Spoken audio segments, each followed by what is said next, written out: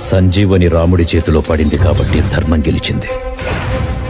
అదే రావణుడి చేతిలో పడుంటే ఏం జరుగుండేది? నీకు కనపడుతుంది ఒకటి ఉన్మాదం మాత్రమే. దాని వెనక ఒక ఉపద్రవం దాగి ఉంది.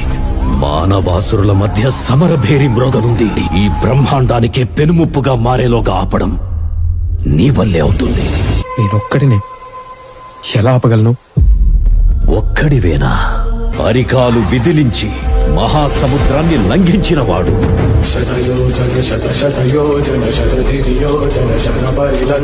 రాక్షస సైన్యాన్ని మట్టుబెట్టి రావణుడి సింహాసనాన్ని కంపించినవాడు.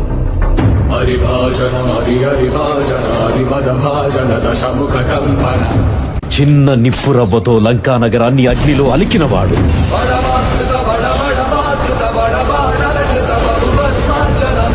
త్రేతాయుగంలో రాముడి నీడయ్యాడు.